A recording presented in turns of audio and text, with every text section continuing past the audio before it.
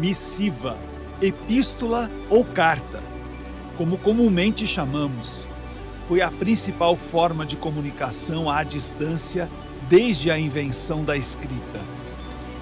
Por meio delas, reis renunciaram seus tronos, escravos ganharam liberdade, o mundo tornou-se pequeno. De bilhetes com meras frases a livros em capas de couro, sejam manuscritas ou impressas, por meio dessas cartas, remetentes despejaram suas palavras por longas viagens a seus destinatários. O próprio Deus escolheu revelar sua lei em forma de carta. Eis as Escrituras Sagradas. E quando Deus decidiu revelar seu Filho, a exata expressão do seu ser, todo o seu amor, Cristo Jesus, Ele o chamou Verbo, Palavra, Discurso. A série de mensagens, Cartas de Amor, traz para você a Palavra de Deus e o desafio de sermos cartas vivas do seu amor.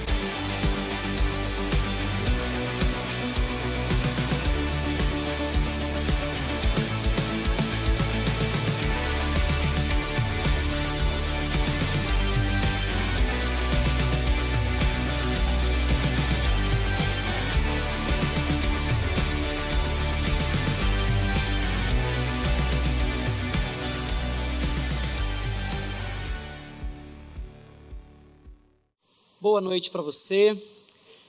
É uma grande alegria hoje nós podermos juntos, mais uma vez, abrirmos a palavra de Deus para buscarmos nela orientação, direção para a nossa vida.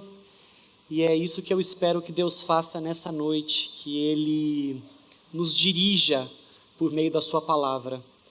Não existe nada que Deus possa fazer, que o homem, não existe um resultado que Deus possa produzir e que o homem possa produzir o mesmo resultado. E o tipo de coisa sobre o que nós conversamos domingo após domingo aqui, o tipo de resultado que nós buscamos domingo após domingo aqui, só podem ser produzidos pelo próprio Deus. Por isso eu quero convidar você a fechar os seus olhos mais uma vez e orar, pedindo que Deus, que conhece, sonda e administra os corações e os inclina conforme a sua vontade, mova os nossos corações para ouvi-lo, mas para sobretudo obedecê-lo. Vamos orar. Deus de amor e de graça, nós estamos diante da sua santa presença, reconhecendo que isso é para nós um privilégio. E queremos que esse momento que nós teremos aqui agora, quando vamos abrir sua palavra, ele seja marcado por uma disposição do nosso coração por ouvir e obedecer o Senhor. Só o teu Espírito Santo é capaz de trazer luz aos ambientes mais escuros da nossa alma, e eu peço que o Senhor faça isso nessa noite. Que a tua palavra penetre ao mais profundo de cada um de nós, nos mostre Cristo Jesus, dobre os nossos joelhos, leve cativo o nosso pensamento, cada um deles, até que se submetam à autoridade de Cristo Jesus. Tudo aquilo de que nós não precisamos nesse momento é de sabedoria humana, por isso eu peço que a tua palavra molde e mova os nossos corações, em nome de Jesus. Amém. Eu devia ter por volta de uns 8, 9 anos, e eu me lembro de estar na cozinha lá de casa, da casa dos meus pais, e a minha mãe de costas, lavando a louça, ia balançando a cabeça numa expressão negativa, enquanto eu tentava argumentar alguma coisa que eu não consigo me lembrar o que era. E ela ia dizendo, não, não, não. Mas eu estava determinado a persuadir a minha mãe de algum ponto. E chegou no momento que ela virou e falou assim, chega. Manda quem pode. mando eu e juízo eu dei para você. Então acabou, é não. E aí eu disse assim: mas mãe... Nisso ela virou as costas, ela virou de frente para mim e falou assim: chega, não me dirija mais a palavra. E aí eu, que era um tanto quanto petulante, virei as costas e ela voltou a lavar a louça. Eu fui até um cantinho, peguei um papel, uma caneta e escrevi assim: vamos ver quem consegue ficar mais tempo sem dirigir a palavra um para o outro. Dobrei o papel, coloquei em cima da mesa e rua, brincar. Saí, passei a tarde brincando. No final do dia voltei para casa, e a casa onde nós morávamos na época era uma casa de esquina, então havia um portão principal na frente, mas tinha um portãozinho lateral, e eu, que não sou bobo nem nada, entrei pelo portão lateral, na tentativa e na expectativa de não ter que trombar com ela. E logo que eu entrei, estava minha mãe sentada, meu pai sentado e uma cadeira. Para bom entendedor, um pingo é letra, né? Mas eu estava resoluto, decidido a não dirigir a palavra para ela mais. E eu firmei o olho num ponto fixo e fui. De repente ela: volta, senta aqui. E manda quem pode, obedece quem tem juízo. Eu sentei. E eu tinha certeza que aquela ia ser uma conversa daquelas de rasgar, né?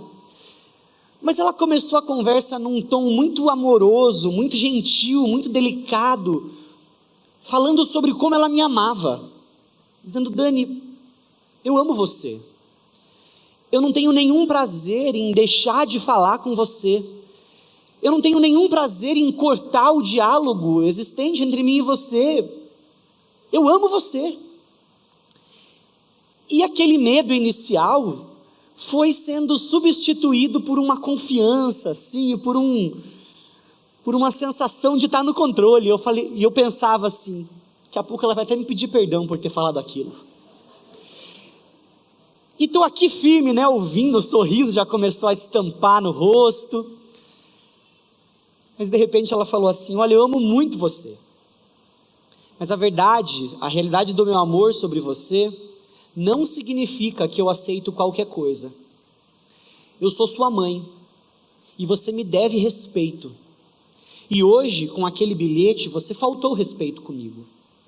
E para você lembrar que o meu amor não significa que você pode faltar o respeito comigo, você vai para o seu quarto agora e você vai tomar uma surra.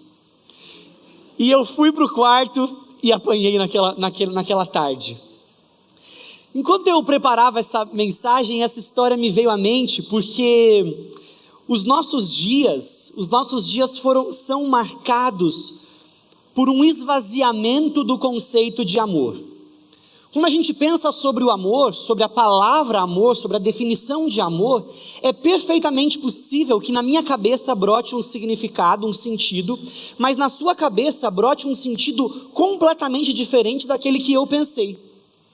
E é interessante porque a linguística é a ciência que estuda a língua, seus diversos desdobramentos.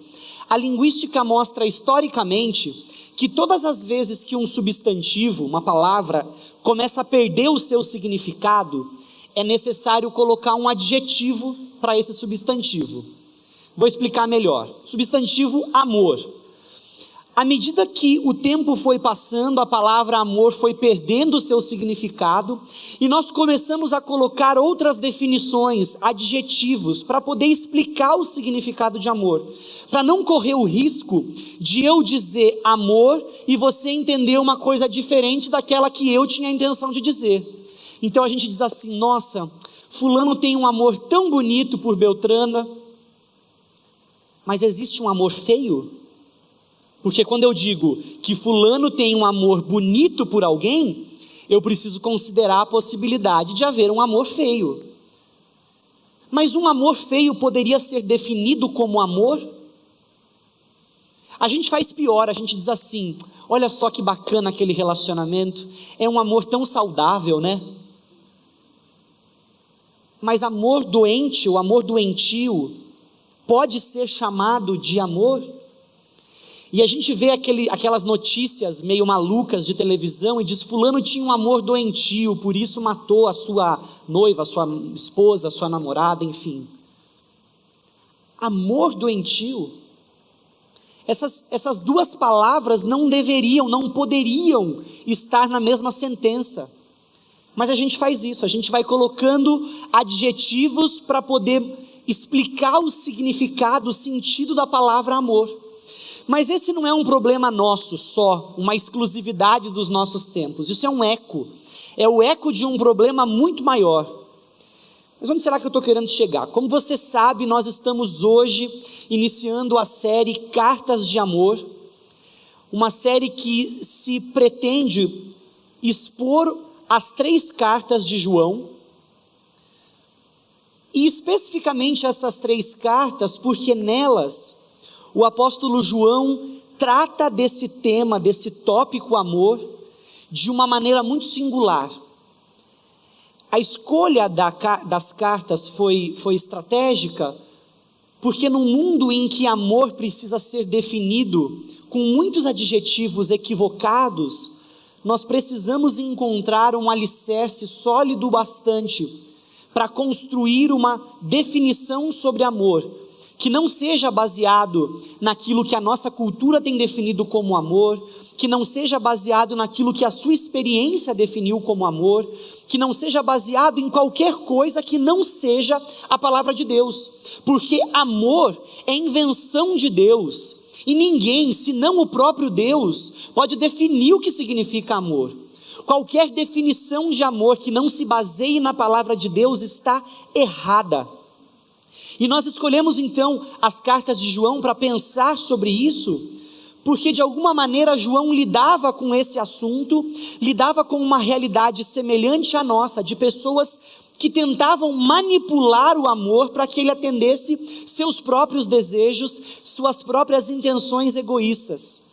Nós poderíamos resumir o significado ou o propósito, o objetivo que João tinha quando escreveu suas cartas com a seguinte colocação: o propósito de 1 João é conduzir crentes ao pleno, ao total desfrute da comunhão espiritual e da certeza da salvação, apresentando critérios que definem a genuína comunhão cristã com um Deus santo e amoroso.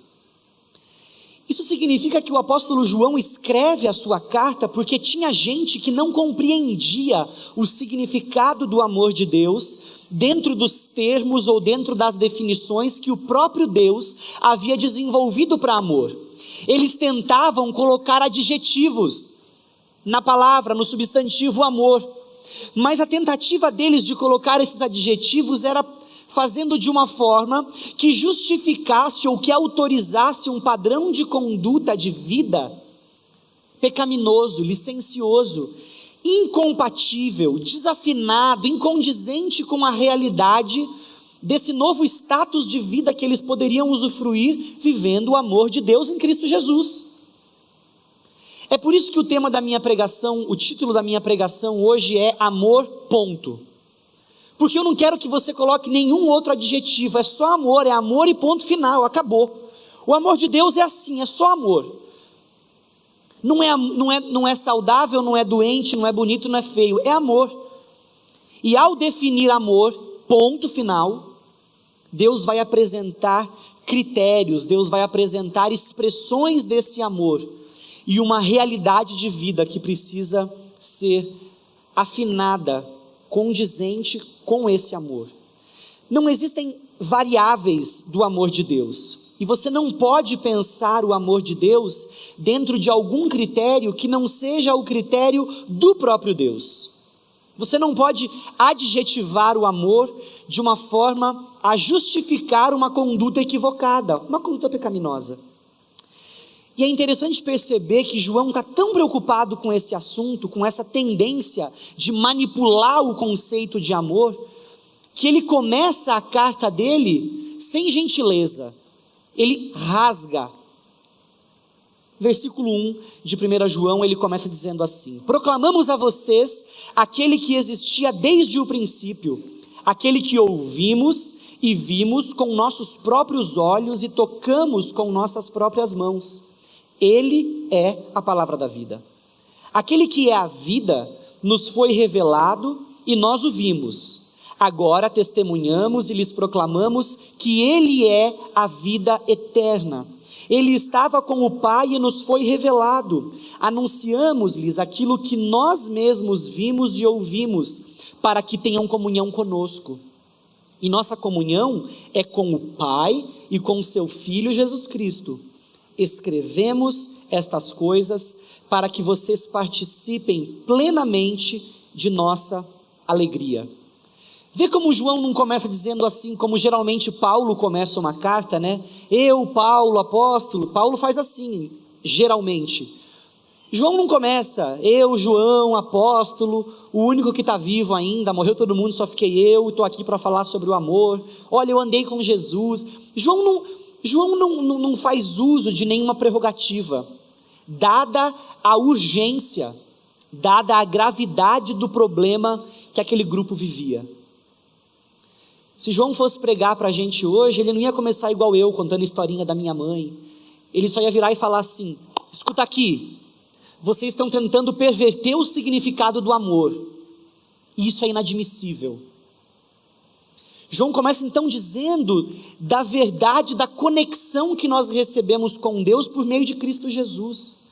João começa dizendo que não existe nada mais importante do que pensar sobre esse novo lugar em que nós fomos colocados quando cremos em Cristo Jesus. E viver essa vida em Jesus precisa obrigatoriamente trazer consigo um novo padrão de conduta, um novo estilo de vida. Tudo aquilo que João escreveria nos próximos versículos tinha por objetivo fazer com que seus irmãos participassem plenamente da alegria decorrente da realidade do amor de Deus.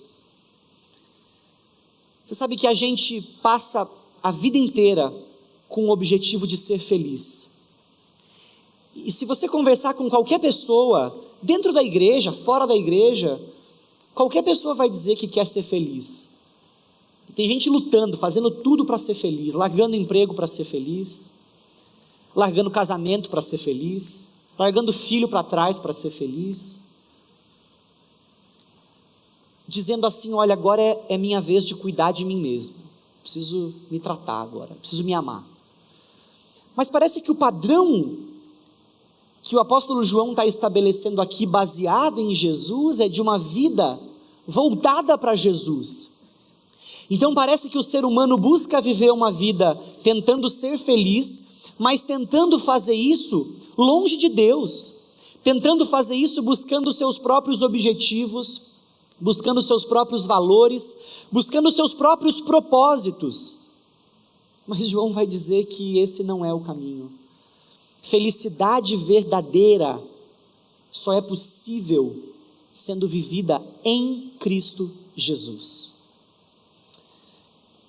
Mas parece que assim como, mesmo me amando, a minha mãe não aceitava uma conduta, um comportamento desrespeitoso, assim também o nosso Deus, mesmo nos amando, mesmo amando os seres humanos, Ele atesta verdades sobre Ele mesmo, para então dizer como esses seres humanos devem se comportar frente ao amor dEle. João vai dizer que a verdade, a realidade do amor de Deus, traz consigo responsabilidades. Você já reparou como a gente é especialista em confundir a realidade do amor? Geralmente as pessoas a quem nós mais amamos são as pessoas que nós mais ofendemos. Porque a gente acredita assim: fulano me ama, e eu amo fulano, então eu posso dar uma patada aqui, porque daqui a pouco eu sei que ele vai me perdoar, ele me ama. Geralmente a gente faz isso com quem? Com pai e com mãe. O filho faz com pai e com mãe, o marido com a esposa com o marido. Porque de alguma forma nós não duvidamos da realidade do amor do outro, mas tratamos sem o devido zelo esse amor e reagimos à realidade desse amor com desdém. João vai dizer: isso não pode acontecer em relação a Deus. E olha o que ele vai dizer no versículo 5: Deus é luz, e nele não há escuridão alguma. Opa! Se por um lado no versículo 4 ele escreveu para que a gente usufruísse plenamente da alegria decorrente da certeza do amor de Deus, ele logo vira o jogo e diz assim: mas essa alegria não é uma alegria sem precedentes e sem regras. Deus é luz, e nele não há escuridão alguma. Isso deveria gerar nos seus leitores uma reação assim: sim, Deus não tem treva, mas em mim há treva, eu deveria me preocupar. Portanto, se afirmamos que temos comunhão com Ele, mas vivemos na escuridão, mentimos e não praticamos a verdade. Mas se vivemos na luz como Deus está na luz, temos comunhão uns com os outros, e o sangue de Jesus, seu Filho, nos purifica de todo o pecado. Se afirmamos que não temos pecados, enganamos a nós mesmos e não vivemos na verdade. Parece então que essa alegria citada no versículo 4 está diretamente relacionada com uma relação de coerência à realidade do amor. Deus é luz, não existe escuridão nele, e o motivo é claro: onde a luz chega, as trevas vão embora. Basta um fósforo no meio da escuridão, para que aquele fósforozinho, aquela pequena chama, vença a escuridão. Se um fósforo é capaz de iluminar um cômodo escuro, quem dirá o sol da justiça, Cristo Jesus, brilhando em cada um de nós. Quando Jesus chega, Ele inaugura um novo momento na nossa vida, que não é mais marcado pela sujeira e pela escuridão das trevas em que nós nos metemos, mas é marcado por um padrão de vida límpido, resplandecente, porque Jesus chega e faz a diferença. E a razão de você precisar assumir uma conduta coerente à realidade do amor de Deus é lógica. Não dá para viver no amor de Deus e levar paralelamente uma vida de pecado. Não dá. E eu realmente espero que você esteja preocupado com o que eu estou dizendo. Porque se você for honesto, você vai perceber que o que eu disse foi: não dá, é impossível, não tem jeito de viver o amor de Deus e levar uma vida de pecado. O pastor Eduardo fez um exercício hoje de manhã, eu vou copiar dele. Não é para você falar nada, só pensa. Você pecou ontem? Não fala nada, só pensa. Você pecou ontem? Não precisa me responder, não precisa balançar a cabeça, só pensa, tá? Você pecou hoje? Você pecou hoje à noite, desde que você chegou aqui para esse culto? Se a sua resposta foi não, você é um mentiroso. Mas se a sua resposta foi sim, você está encrencado. Porque não dá, é impossível viver a realidade do amor de Deus e paralelamente sustentar uma vida de pecado.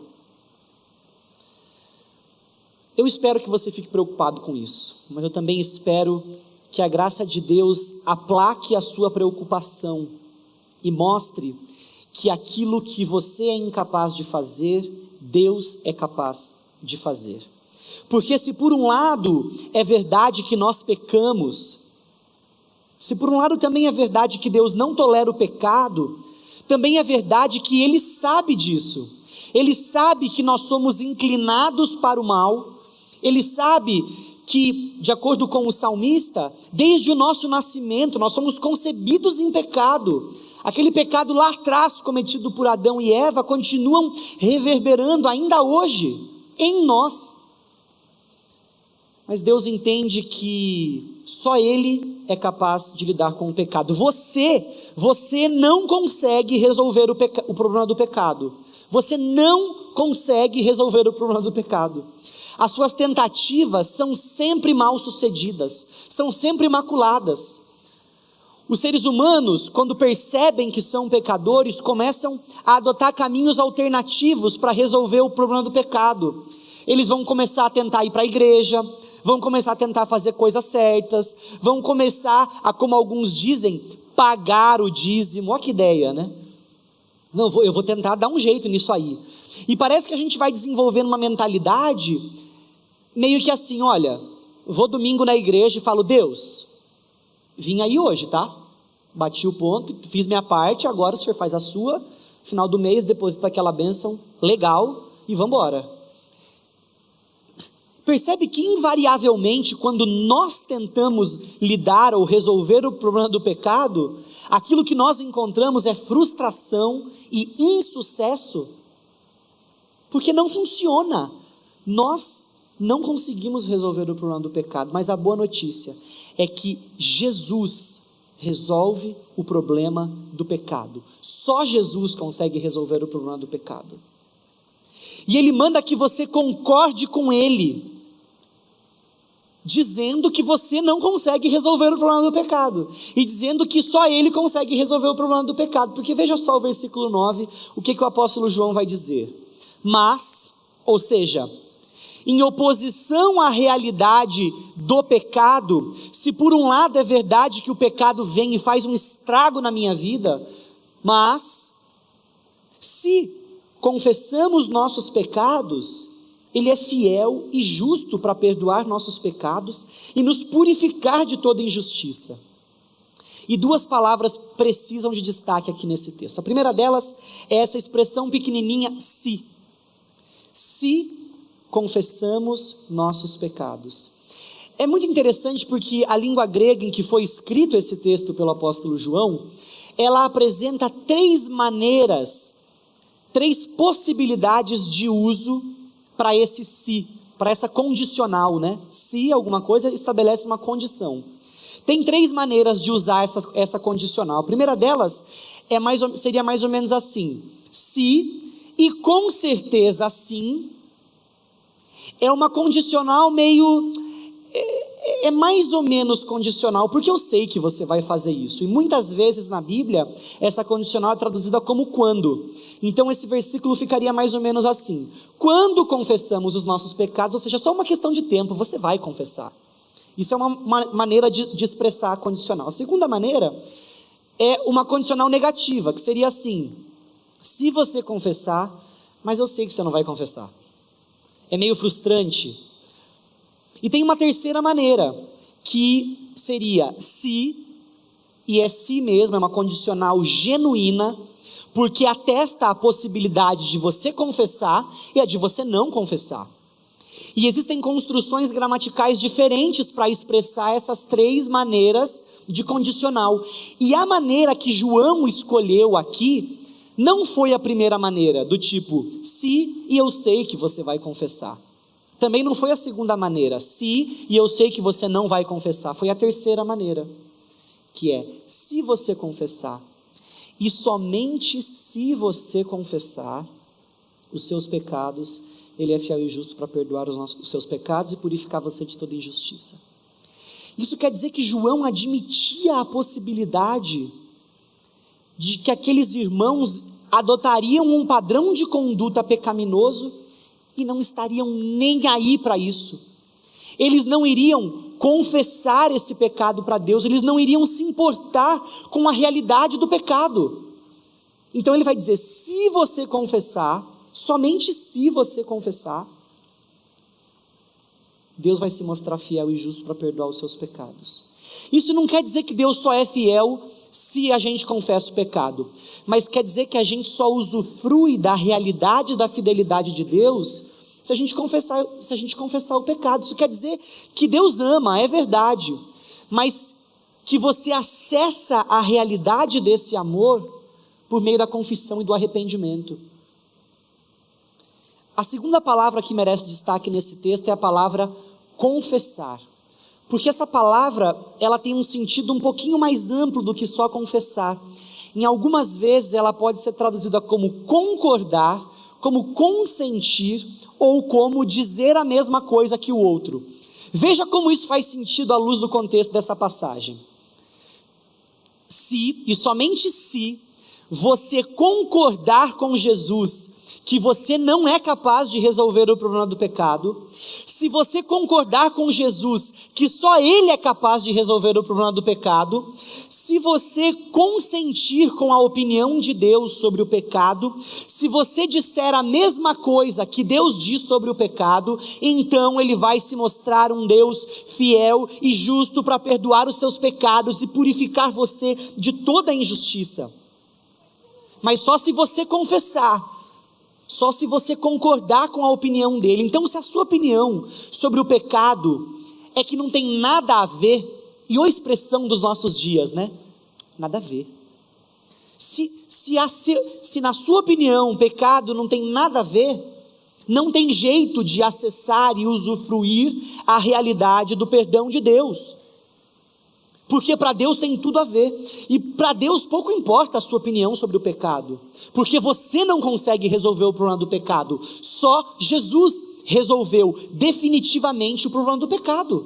Então ou você concorda com Ele, ou você concorda com a opinião dele sobre o pecado, se sujeita a essa opinião, compactua com essa opinião, se arrepende dos seus pecados, confessa, declara que você é pecador e que você precisa de perdão, ou então você não vai usufruir da realidade do amor de Deus.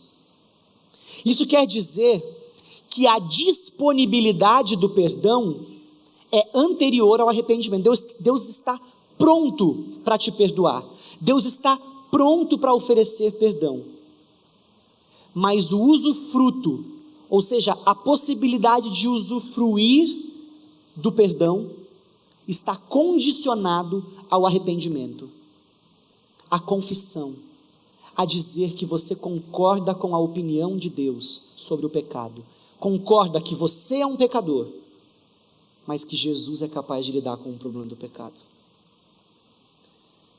Vai percebendo que nós nos acostumamos a reproduzir jargões do tipo, Deus ama a todos, e essa é uma verdade, mas essa verdade não pode produzir em você um sentimento licencioso, como se você pudesse se aproveitar desse amor. Afinal de contas, Ele me ama, Ele me perdoa, Ele sabe que eu não sou lá essas coisas, então Ele vai me ajudar, Ele vai me perdoar. Ele vai, desde que você confesse, você compactue com a opinião de Deus sobre o pecado. Isso significa, meus irmãos, que o amor de Deus não é um amor livre de regras. Isso significa também que, ao se deparar com o amor de Deus, você tem a oportunidade de perceber que você é pecador e responder a essa realidade do amor de Deus e dos seus pecados. Muitos de nós aqui já fizeram isso. Já olharam para Deus como quem olha num espelho e viram a própria imundície, viram a própria sujeira. E em vez de correr de Deus, decidiram correr para Ele. E eu realmente gostaria que nessa noite, cada um de nós pudesse dizer isso para Deus. Deus, eu concordo com a tua opinião sobre o pecado. Eu concordo com a tua opinião a meu respeito. Eu concordo que eu sou um pecador. Eu concordo que eu sou incapaz de lidar com o problema do pecado. Eu concordo que o Senhor me ama. E eu concordo que eu estou em uma situação delicada, porque os meus pecados causaram separação entre mim e o Senhor. Jesus hoje se apresenta disponível para perdoar pecados do mesmo jeito que se apresentava na ocasião em que o apóstolo João escreveu sua carta. E essa verdade que foi ecoada tantos anos atrás, ainda é verdade para nós hoje. Deus nos ama e ponto. E existe outra verdade, que se você confessar os seus pecados, Ele é fiel e justo para perdoar os seus pecados e purificar você de toda injustiça. Isso quer dizer que você precisa dizer para Jesus que você está arrependido pelos seus pecados. Quer dizer que você precisa afirmar para Jesus que você não quer viver esse padrão de vida pecaminoso, que você quer viver esse padrão de vida, de conduta que honra aquilo que foi feito por você. Por isso eu quero convidar você a baixar sua cabeça, e eu quero dar para você a oportunidade de atender a isso que a gente aprendeu aqui hoje. Eu quero dar para você a oportunidade de confessar os seus pecados. E talvez você esteja aqui nessa noite e isso seja um negócio meio novo para você. Não que você não soubesse que era pecador e que pecava, mas esse lance de que você precisa dizer para Jesus, isso é uma coisa nova. Mas Jesus está aqui hoje disposto a ensinar para você essas coisas novas e disposto a se mostrar um Deus fiel e justo, capaz de perdoar seus pecados e não tratar mais você de acordo com os seus pecados, mas de acordo com o amor dele. Sabe o que mais que ele faz? Ele resolve o problema do pecado, porque ele coloca em você o Espírito Santo dele, que te capacita e te habilita a viver essa vida, esse novo padrão de vida, que é condizente com a realidade do amor de Deus. E eu quero muito dar para você a oportunidade de dizer para Jesus: Jesus, eu quero confessar os meus pecados ao Senhor, eu quero dizer que eu concordo com tua opinião sobre o pecado, eu quero dizer que eu concordo com tua opinião de que eu preciso de um Salvador. E eu vou dar para você a oportunidade de manifestar essa sua confissão.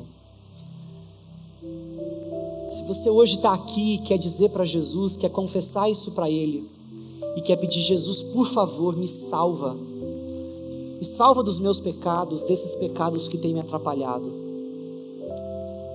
Se hoje você quer confessar os seus pecados e pedir para Jesus salvar você, se você quer reconhecê-lo como seu grande Deus e Salvador, queria pedir para você levantar sua mão para a gente saber, a gente quer orar com você também.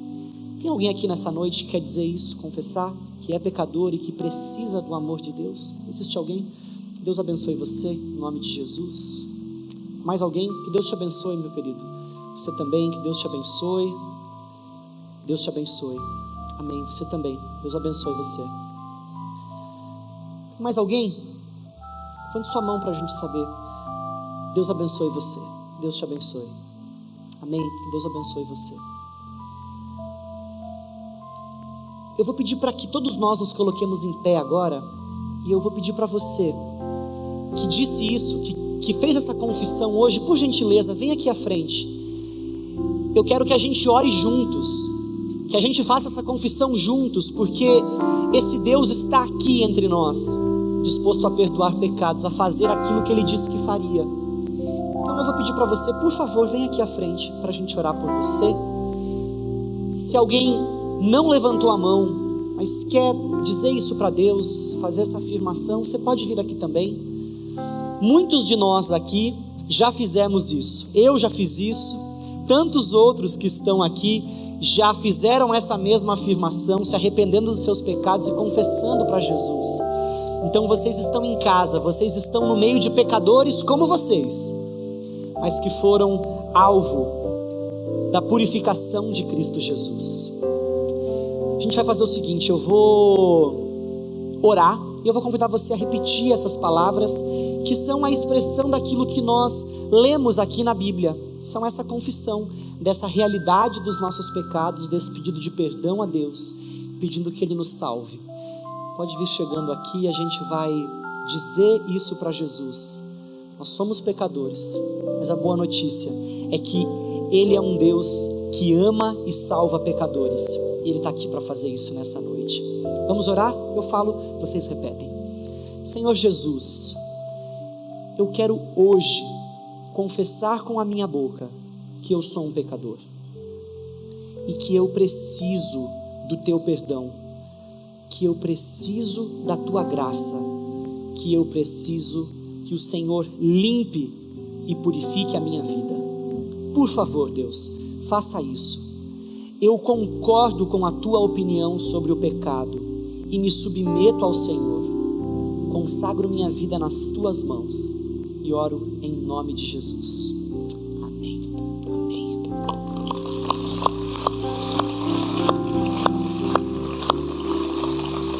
Que Deus abençoe muito a vida de vocês. Eu vou pedir uma gentileza para vocês. Nós queremos dar um presente para vocês, uma Bíblia, e eu vou pedir que vocês, por gentileza, acompanhem o Alvarinho. Ele vai dar essa Bíblia para vocês. Talvez você já tenha uma Bíblia, mas essa daqui vai ser especial para marcar esse dia de uma decisão tão importante na vida de vocês. Você pode se sentar, ele vai acompanhar vocês aqui, por gentileza. E eu tenho uma última coisa para dizer para vocês ainda. A nossa série de mensagens vai continuar ao longo deste mês e do próximo. E nós vamos disponibilizar um recurso para ajudar você ao longo desse mês e do próximo, a ajudar você a estar na mesma página que a gente ao desenvolver a série, a ajudar você a ter curiosidade acerca dos conteúdos que vão compor essa série. Por isso, a partir de amanhã, segunda-feira, toda segunda, quarta e sexta, no site da igreja e nas nossas redes sociais, no Facebook e no Instagram, você vai ter uma devocional baseada em um trecho da primeira, da segunda, da terceira carta de João. Vai ser uma exposição, versículo por versículo, dos trechos que compõem essas 3 cartas. Então você está desafiado ao longo deste mês e do próximo, nos acompanhar nessa série de devocionais sobre as cartas de João. Isso vai com certeza instigar a sua curiosidade, vai trazer uma excelente reflexão e com certeza amadurecer muito a sua fé.